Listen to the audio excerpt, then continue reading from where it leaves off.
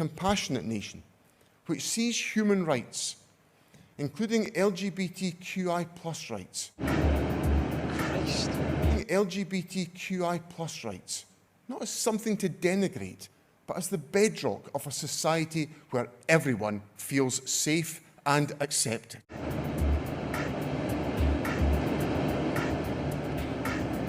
Okay, well, England, we put up a plucky fight. We must take pride in our work, I guess, but it's official, I'm afraid. Scotland, you win. You're the gayest nation in the British Isles.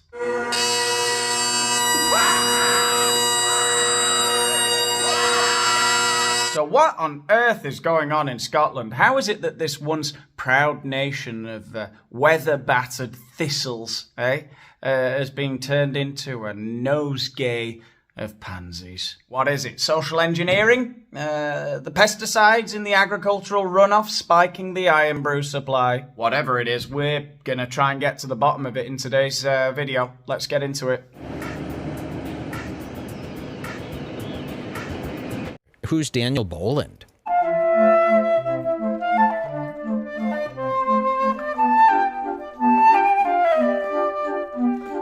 Oh, Daniel Boland, this is a heavy hitter. Do you guys know who this is?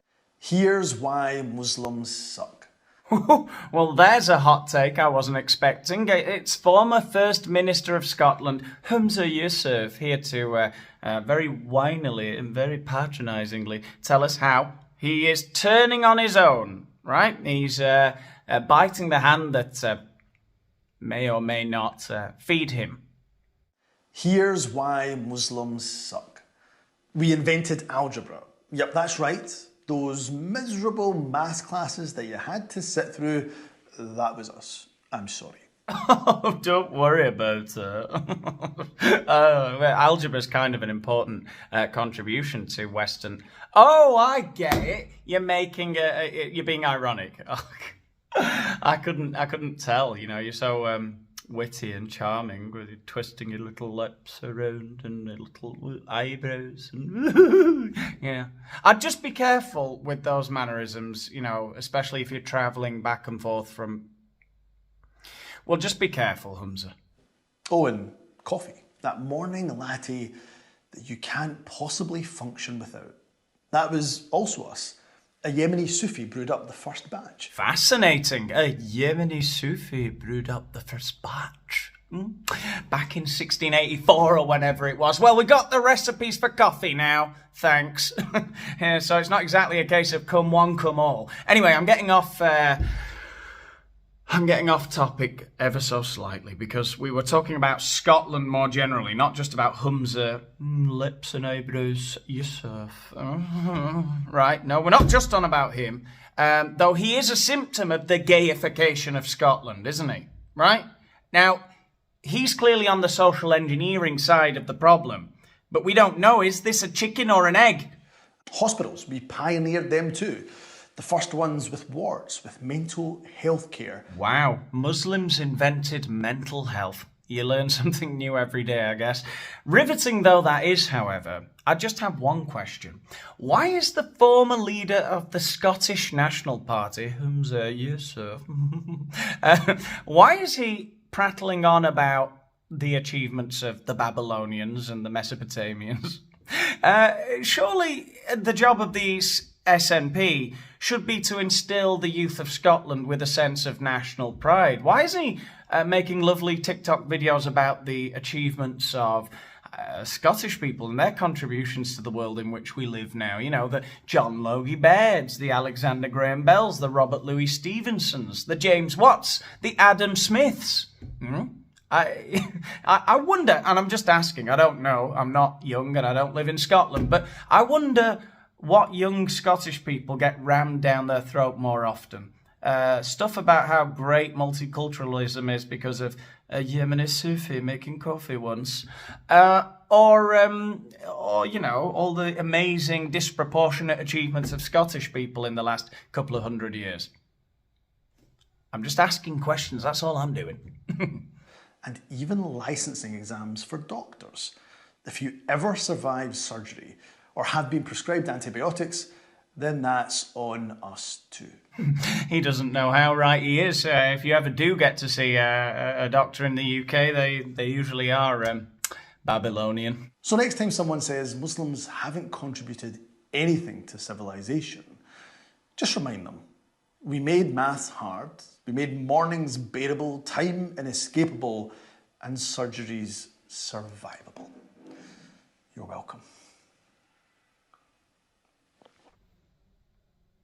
Yeah, look, my only point is, how is it that Scotland, the country of William Wallace, Braveheart, has got to the point where it's electing as its leader a smug, passive-aggressive little bitch like Humza? You're welcome. Humza, Yousaf. How has it come to that? What's in the water? You might know this thing here. It's the hate monster.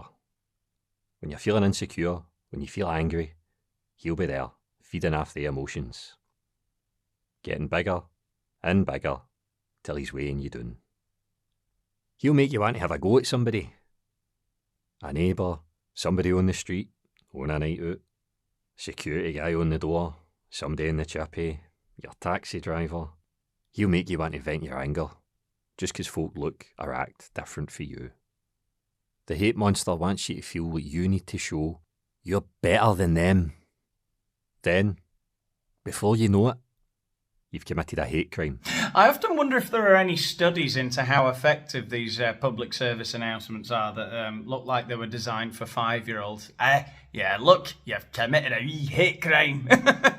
So they go, oh, no, not again. I hate it when I commit a hate crime. Look, the only thing that makes me want to commit hate crimes, the only thing is seeing, it's being patronised, frankly. It's the years of hearing, you know, you got to be careful. You've got to be more tolerant.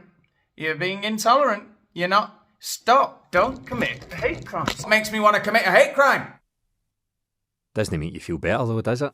I should be really clear. Praying in of itself is not an offence under this bill. We are not banning prayer. Oh, well, every cloud then. I guess you can still pray in Scotland.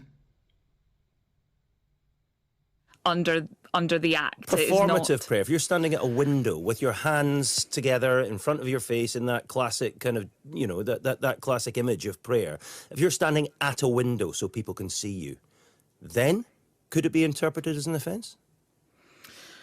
That then depends on who's passing the window and whether anybody can. So he's not wrong, actually... is he, JD Vance? No, he's not wrong. He is wrong because if I don't know anyone that can pray loudly or performatively enough to be seen from outside their own house.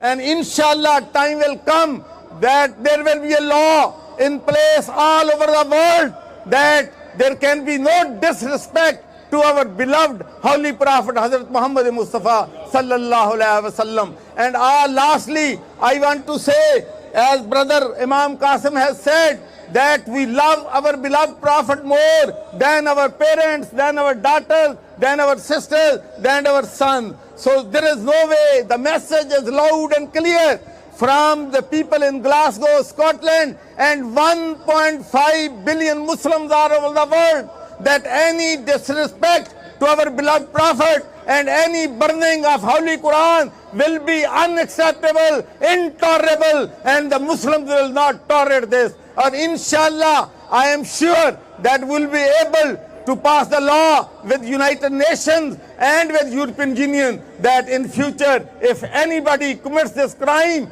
they will be prosecuted and brought to justice.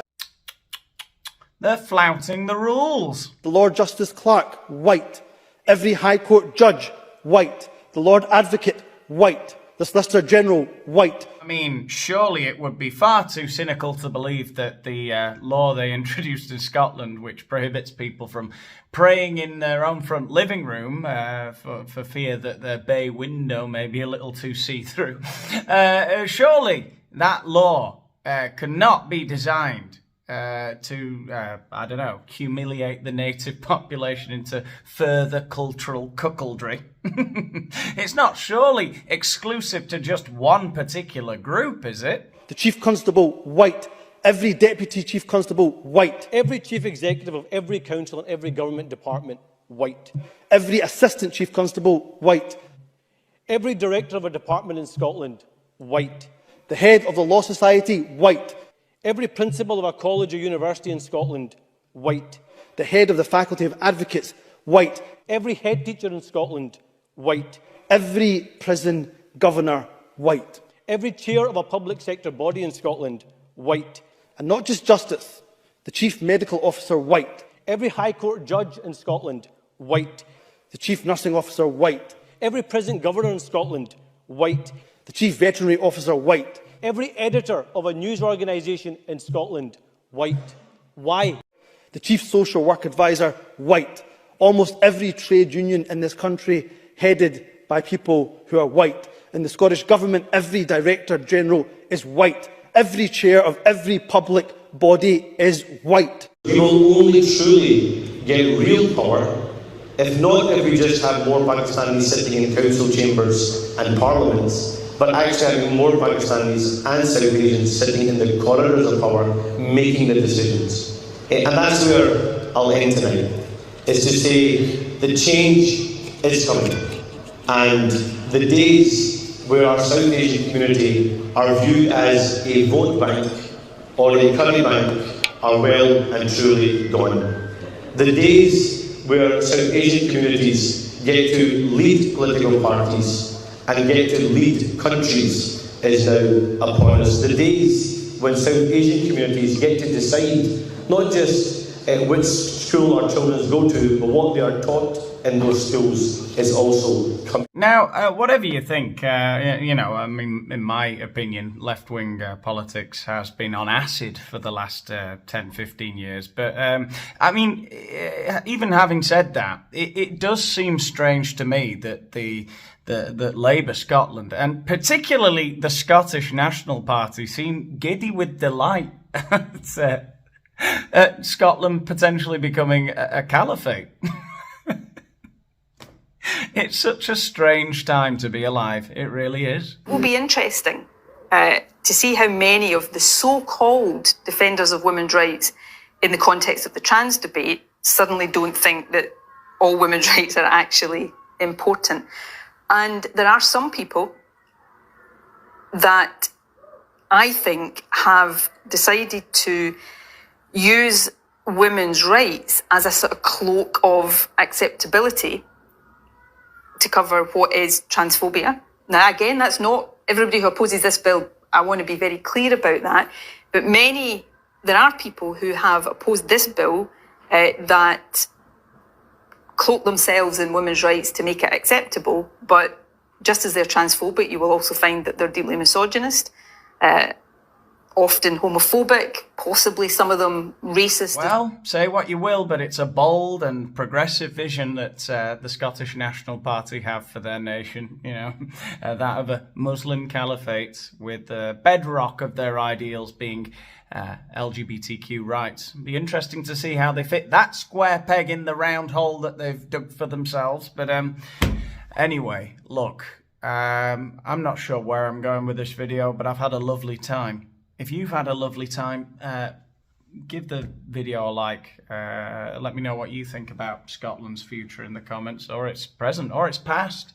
I'm going to let you know in the outro video. I've got a little compilation I've put together of what I think of when I think of Scotland, or what I used to think of them. Subscribe to the channel if you haven't already, and follow me on X, on Instagram, and all those places so that you know when a new video's coming out. And if you want to help out with the channel even further, and get some access to some exclusive videos that I make on Patreon, the link is also under this video. I'll see you in the next one. Ali! Oh, for fuck's sake! Fuck off, Ali! Oh, you! Get the fuck, don't fucking bite your board, you cunt! What are you doing in the lock anyway? I'm not dying today. Get the fuck, you junkie.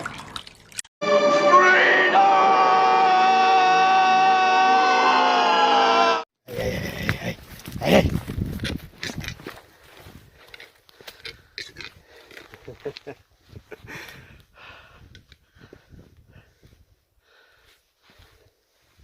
Stop following me.